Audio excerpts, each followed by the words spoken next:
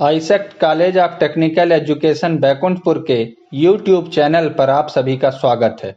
हमारे latest videos को देखने के लिए चैनल को सब्सक्राइब करें और बेल आइकन जरूर दबाएं। Good morning students. Now today we are discussing about Introduction to Object Oriented Programming Language OOPS in C++. इस पर्टिकुलर वीडियो में हम ऑब्जेक्ट ओरिएंटेड प्रोग्रामिंग सिस्टम जिसका एक बेसिक कॉन्सेप्ट है, बेसिक प्रोग्रामिंग लैंग्वेज है C++ के ऊपर based object oriented programming system की कैरेक्टरिस्टिक्स और उन कैरेक्टरिस्टिक्स के थ्रू कुछ बेसिक एग्जांपल्स को डिस्कस करेंगे। तो आइए गाइस, सबसे पहले चलते हैं, डिस्कस करते हैं one by one in concepts को। सबसे पहला है प्रोग्रामिंग पैराडिगम। प्रोग्रामिंग पैराडिगम में सबसे पहले आप समझिए imperative then declarative. Two particular concepts हैं प्रोग्रामिंग के। फर्स्ट है इंपरेटिव। इंपरेटिव में आपका प्रोसीड्यूरल और ऑब्जेक्ट ओरिएंटेड प्रोग्रामिंग सिस्टम है। देन डिक्लेरेटिव में फंक्शनल है और लॉजिकल लॉग है और हैस्केल है। ये दो पर्टिकुलर कॉन्सेप्ट है प्रोग्रामिंग के। नाउअडेज डिक्लेरेटिव प्रोग्रामिंग कॉन्सेप्ट का यूज बहुत कम है। इंपरेटिव प्रोग्रामिंग लैंग्वेज में ही नाउअडेज यूज होता है, जिसपे आपको प्रोसीड्यूरल और ऑब्जेक्ट ओरिएंटेड प्रोग्रामिंग सिस्टम के दो कॉन्सेप्ट मिले। नेक्स्ट है टॉप डाउन अप्रोच को फॉलो करते हैं ये पर्टिकुलर कॉन्सेप्ट। स्ट्रक्चर्ड या प्रोसीड्यूरल लैंग्वेज का कॉन्सेप्ट आपको top down approach, that means layers one by one, नीचे step by step, statement 1, statement 2, statement 3, statement 4, top to bottom ही आपकी पूरी स्टेटमेंट्स परफॉर्म होती है। नेक्स्ट आते हैं स्ट्रक्चर्ड प्रोग्रामिंग लैंग्वेज के ऊपर बेस्ड जो लैंग्वेजेस हैं जिनको आप लोगों ने देखा है वो कुछ ऐसी हैं। सी, फोर्टॉन, पास्कल, एल्गोल, कोबोल, बेसिक, ये पर्टिकुलर कुछ ऐसी प्रोग्रामिंग लैंग्वेज हैं जो स्ट्रक्चर प्रोग्रामिंग लैंग्वेज या procedure oriented programming language concept को फॉलो करती हैं। नेक्स्ट आते हैं गाइस, अब यहाँ पे डिस्कस करते हैं ऑब्जेक्ट ओरिएंटेड प्रोग्रामिंग सिस्टम। ये bottom up approach, that means object oriented programming system आपके पर्टिकुलर एग्जीक्यूशन को bottom to up, that means main function to object call करती है। कैसे वर्किंग होती है इसको अभी हम समझेंगे। फीचर्स है इनकैप्सुलेशन, एब्स्ट्रैक्शन, इनहेरिटेंस, पॉलीमॉर्फिज्म, जिनको आपने पहले भी डिस्कस किया हुआ है।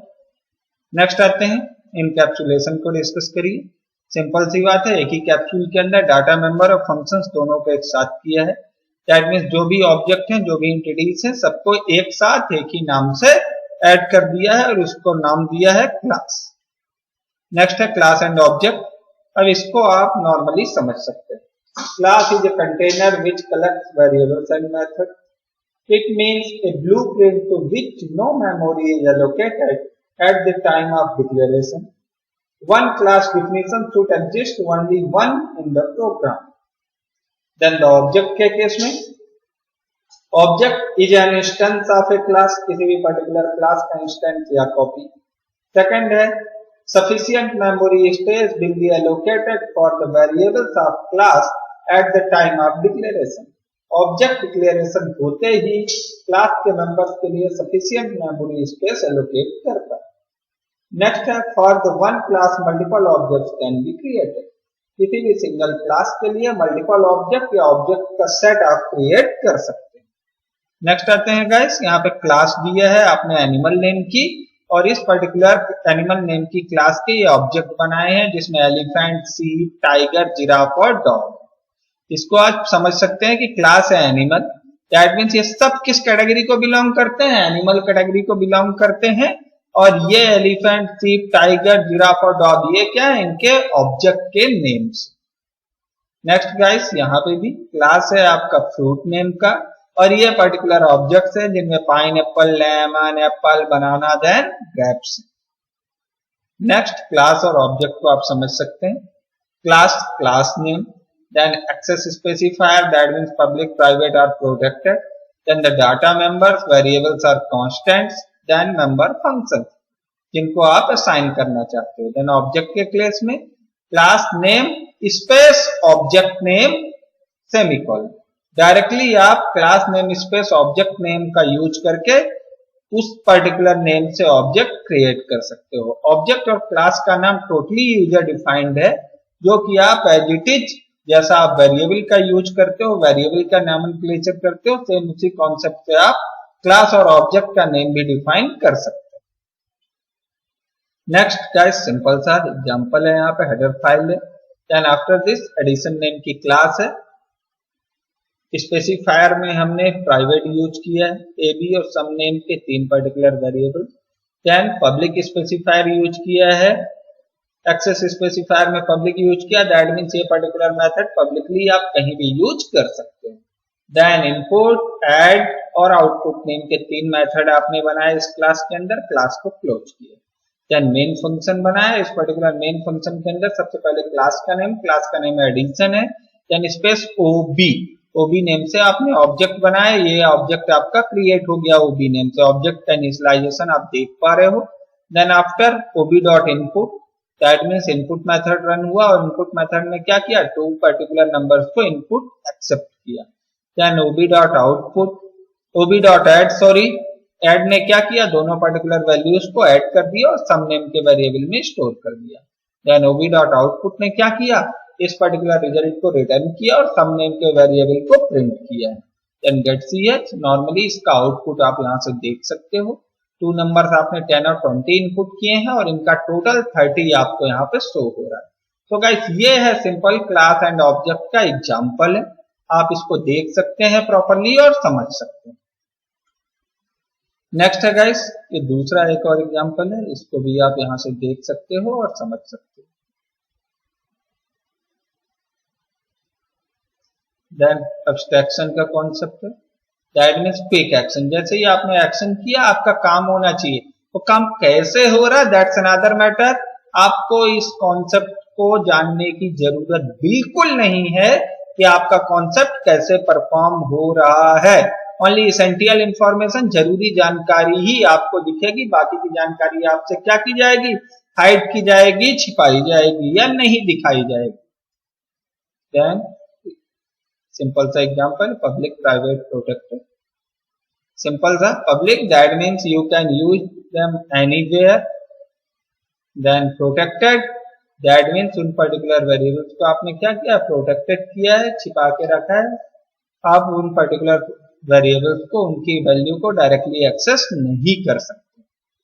यहाँ पे देखिए मैंने यहाँ पे क्या किया है, 2 वेरिएबल्स में 3 वेरिएबल्स बनाए, ए बी सम नेम के, बाय डिफॉल्ट ये क्या बनते हैं, प्राइवेट बनते हैं, प्राइवेट वेरिएबल्स मैंने बना लिए। देन ऐड नेम का मेथड मैंने क्या बनाया, पब्लिक बनाया है। देन मैंने एडिशन का ओबी नेम से ऑब्जेक्ट बनाया है। Then ob dot A, ob particular object के ए नेम के वेरिएबल में मैं डायरेक्टली वैल्यू इनिशियलाइज करने की अटेम्प्ट कर रहा हूं, बट इस केस में ऐसा पॉसिबल नहीं है, बिकॉज ए वेरिएबल क्या है, प्राइवेट है, और इस पर्टिकुलर प्राइवेट वेरिएबल को सिर्फ उस पर्टिकुलर क्लास के थ्रू ही एक्सेस किया जा सकता है। अब आप आउटसाइड द क्लास डायरेक्टली इसको एक्सेस करना चाहते हो तो ऐसा पॉसिबल नहीं है गाइस। ऐसा अगर आप चाहते हो तो इसके लिए आपको वेरिएबल को प्रोटेक्टेड या पब्लिक बनाना कंपलसरी है। यही कॉन्सेप्ट आपका क्या कहलाता है, अब्स्ट्रैक्शन, दैट मीन्स जिसमें आप एसेंशियल इंफॉर्मेशन को ही दिखाते हो और बाकी की इंफॉर्मेशन को क्या करते हो, छिपा लेते हो, हाइड कर लेते हो, using with access specifier. 3 access specifier है, पब्लिक, प्राइवेट, प्रोटेक्टेड, इनकी क्या वर्किंग है इसको आप यहां से देख के समझ सकते हो। देन इनहेरिटेंस का कॉन्सेप्ट है गाइस, इसको भी यहां से देख के आप समझ सकते हो। Inheritance is a mechanism in which one class acquires the property of another class। तो एक पर्टिकुलर क्लास किसी भी दूसरे पर्टिकुलर क्लास की प्रॉपर्टी को इनहेरिट कर, son I am base class, mom I am derived class, that means किसी भी पर्टिकुलर मदर की कैरेक्टरिस्टिक्स किसमें हो सकती हैं, सन में। सिंपल सा derived class, the class that inherited from another class, base class, the class being inherited from। Next guys, maths teacher, footballer, then businessman, 3 different methods, then person, person name की class ने इन particular पूरे के पूरे methods को क्या किया, अपने अंदर इनहेरिट कर लिया है और इंडिविजुअली वो इनको वन बाय वन यूज कर पा रहा है। इस सिंटैक्स से बेस और डिराइव्ड का देखेंगे। सबसे पहली क्लास बेस क्लास और दूसरा डिराइव्ड। इसको डिक्लेयर करने का तरीका कॉलम साइन के साथ आप इसको डिक्लेयर करते हैं।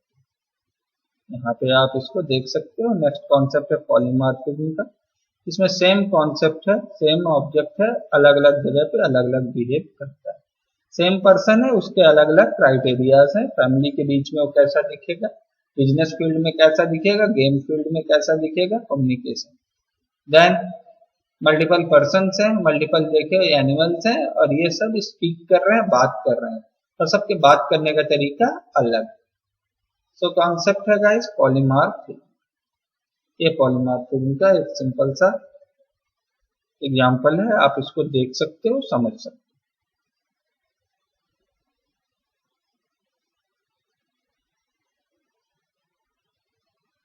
ये structured programming. So overall guys यहाँ से आपके पूरे के पूरे जो कॉन्सेप्ट हैं वो एंड होते हैं। Thank you for watching this.